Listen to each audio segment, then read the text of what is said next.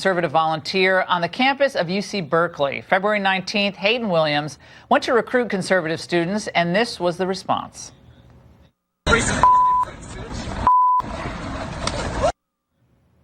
Well, it took police 10 days to arrest this man, who is clearly identifiable to anyone who knows him. 28-year-old Zachary Greenberg faces assault and battery charges. Here now for an Ingram Angle exclusive is that victim, Hayden Williams, and his attorney, Harmeet Dillon.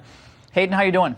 I've been better, but I'm recovering and all right. Yeah, you can look at me. Okay. That's all right. I don't do a lot of TV. We really appreciate your joining us, by the way.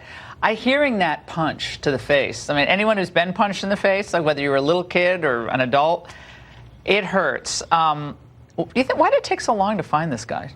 Well, I think due process was being followed, which I appreciate that as a constitutional conservative myself. But, I'm grateful that the police did their job and found this guy.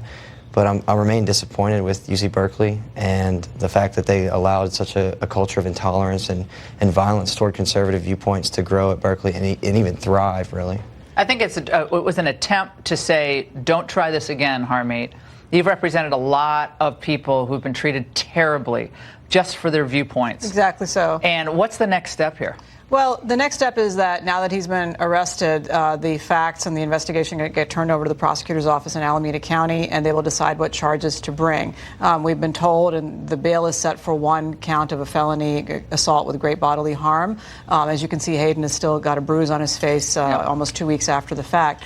Now, in previous incidents of great bodily harm assaults on the campus, these incidents have usually been pled out, and the felony charges are often dismissed to a misdemeanor and no time is served. So that's going to be my concern right now, is to make sure that this is treated with the seriousness. Are you going to file a lawsuit, a civil suit against this guy? Well, the civil suit usually trails. We don't want to get in the way of the criminal process, and so I think that's really number one. But number two, he appears to be somebody who has a history at UC Berkeley. He's somebody who has worked for the campus for a period of months and also audited classes there. And as Hayden said, it is common for these Antifa-type thugs and people who don't look like Antifa, like this guy, to float around, menace people, throw punches. My clients who are UC Berkeley undergrads have experienced this many times. Hayden, is this going to stop you from being involved in conservative politics on campus or off? No, this is only serving to embolden me and reinforce the idea that Leadership Institute and campus reform, that their mission is as important now as ever.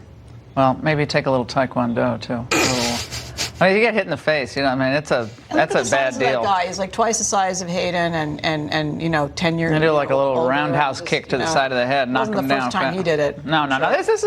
But it's meant to intimidate. This is meant to tell any conservative across the country, don't try this again, because what happened to this young man is going to happen to you. Imagine if it's a young woman. That's right. Who wanted to be on campus. That's right. Thank you for being here. We really, really appreciate it, and I'm glad you're okay. Thanks for having me. And Harmeet, thanks for representing him. Thanks, Laura. Coming up, the worst media offenders of the week, the Ingram